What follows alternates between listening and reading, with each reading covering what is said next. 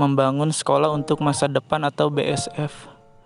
BSF ini adalah panduan untuk menjabarkan ide-ide yang mendorong desain menjauh dari pendekatan satu guru satu laboratorium dan juga menggabungkan ide-ide yang dikembangkan dalam proyek Faraday.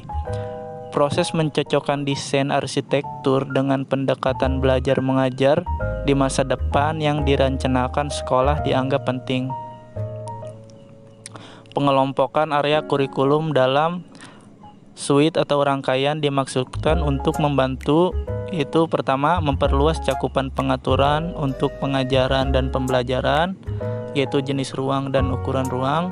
Dua, menggabungkan perbedaan antara ruang informal dan formal. Tiga, mengaktifkan pengajaran kolaboratif, yaitu memang kolaborasi bahkan pengajaran tim hampir menjadi kebutuhan di bawah ide-ide desain ini. Keempat, yaitu memungkinkan organisasi pastoral dan ketentuan sosial untuk didistribusikan di sekitar sekolah jika ini adalah bagian dari rencana sekolah. Keseluruhan area lantai untuk Science Suite atau rangkaian pengetahuan akan menjadi area lantai yang disediakan berdasarkan perhitungan tradisional untuk semua departemen laboratorium, ditambah beberapa penyediaan dari seluruh ruang sekolah, seperti untuk administrasi, sosial, pastoral, dan toilet.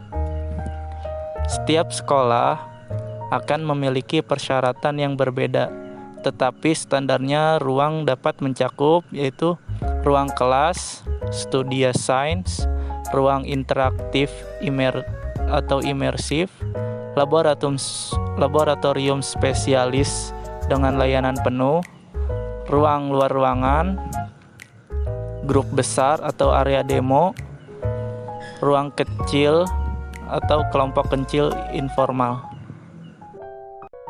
Dalam standarisasi ruang tersebut, sebenarnya laboratorium dan ruang lain dapat dihubungkan dengan berbagai cara untuk membentuk wilayah kerja yang lebih luas. Misalnya disebut superlabs, yaitu pemasangan ini seringkali dicapai dengan dinding yang dapat digerakkan agar ruang laboratorium dan ruang lain dapat disatukan. Keseimbangan jumlah laboratorium ke ruang belajar lain harus mengutamakan kurikulum sains praktis yang direncanakan sekolah. Sebuah suite sains juga akan mencakup hub pusat, dukungan praktis dan ruang persiapan, dan area sumber belajar. Hub pusat ini dimaksudkan sebagai titik fokus untuk suite tersebut. Ini tidak boleh digunakan untuk menyediakan area pengajaran dasar yang terjadwal, karena staf dan murid memerlukan akses ke sana setiap saat.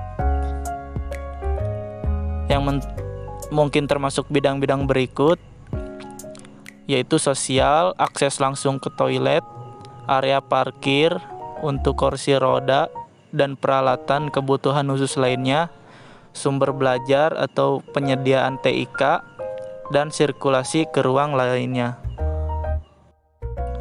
Akomodasi pengajaran.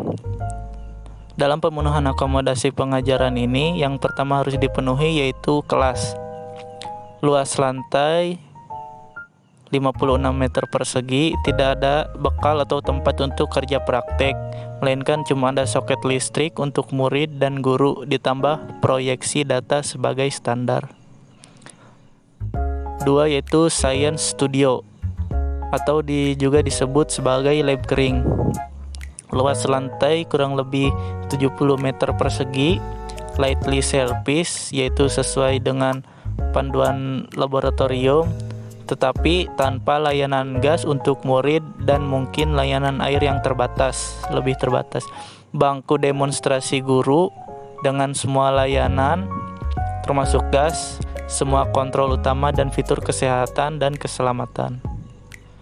Laboratorium dengan layanan penuh atau spesialis, juga disebut sebagai zona praktis.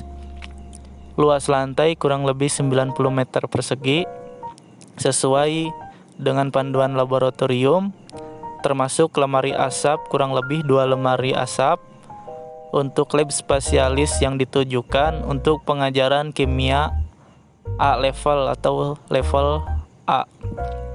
Grup besar atau area demo juga disebut sebagai teater demonstrasi.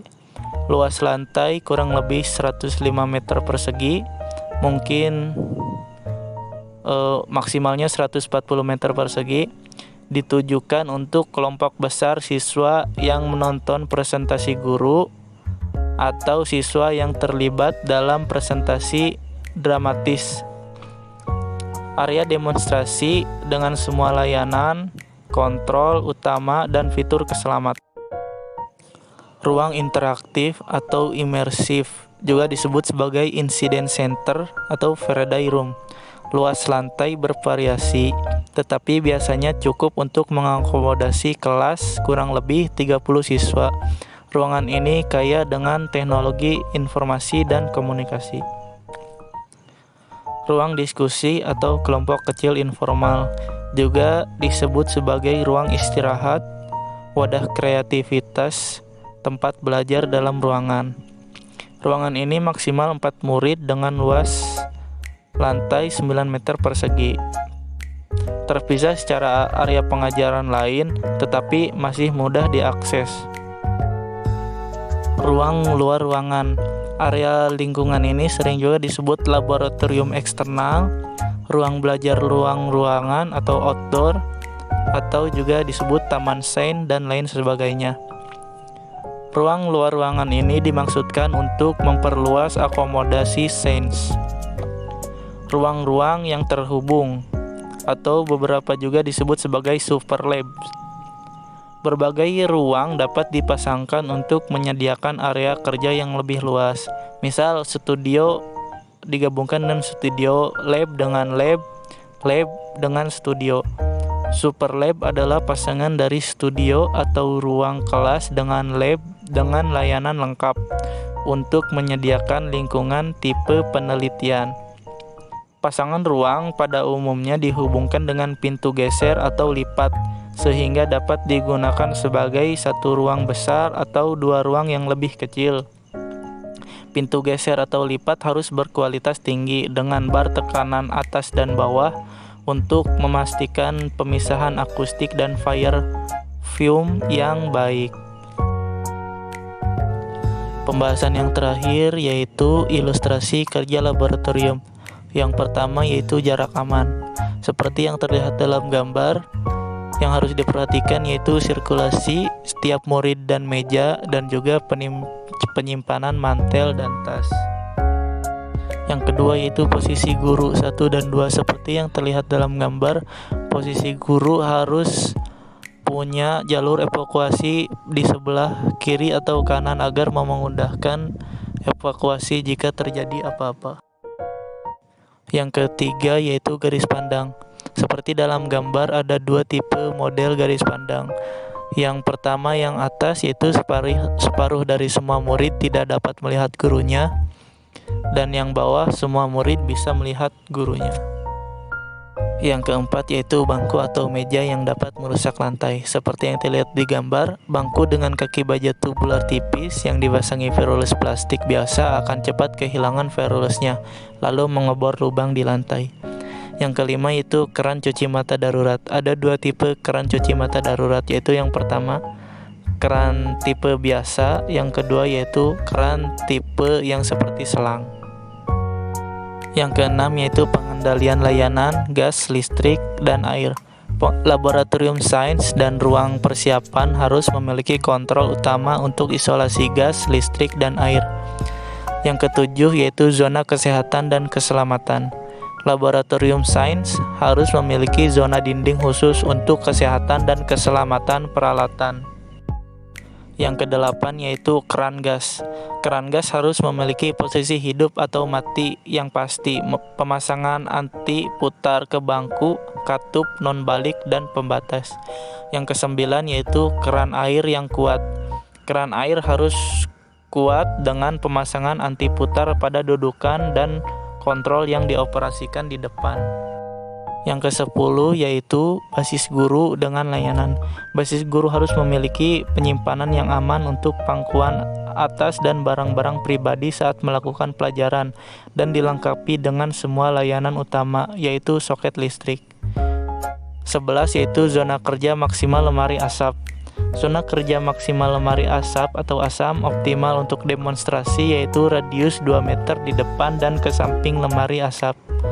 Contoh berdasarkan 20 murid duduk dan berdiri, garis radius mewakili zona kerja yang direkomendasikan 1,5 meter. Semua bangku dan furnitur tetap idealnya terletak di luar zona kerja ini. Mungkin cukup segitu saja pembahasan subtema terakhir dari kelompok 3. Mohon maaf sebelumnya jika ada kesalahan kata dan juga pemaparan yang kurang jelas. Terima kasih, semoga bermanfaat. Assalamualaikum.